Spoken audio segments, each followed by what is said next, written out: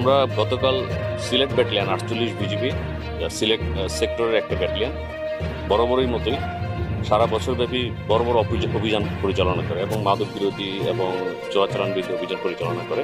আনুমানিক 3টার সময় সিলেট ব্যাটালিয়নের যে গোয়েন্দা তথ্যের ভিত্তিতে জানতে পারার পর আমরা 2টি ট্রাককে ফলো করি। আপনারা দেখতে পাচ্ছেন 2টি ট্রাক এবং প্রচুর পরিমাণ মালামাল, ইন্ডিয়ান মালামাল সেখানে ছিল।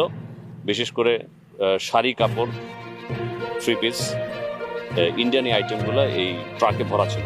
2টি ট্রাক আটক করতে সক্ষম হয়। যে আজকে যে অভিযানটা হয়েছে, এই অভিযানে প্রায় 7,50,00,000 টাকার মতো হয়েছে।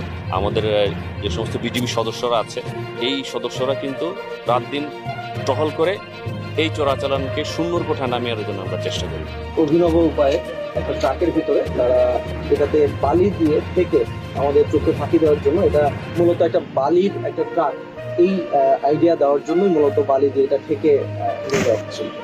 যারা চোরাচালান করে তারা এই ধরনের কসমেটিক্স আইটেম মূলত এখানে আছে। গতকাল রাতে আমাদের আনুমানিক 3.5 কোটির উপরে আমরা চোরাচালান করি।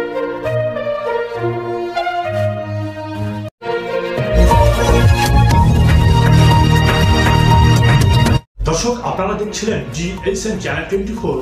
দেশ বিদেশের মুখ্য সংবাদগুলোর আপ টু ডেট পেতে চ্যানেলটিকে সাবস্ক্রাইব করুন এবং ফেসবুক পেজে ফলো দিয়ে আমাদের সাথেই থাকুন।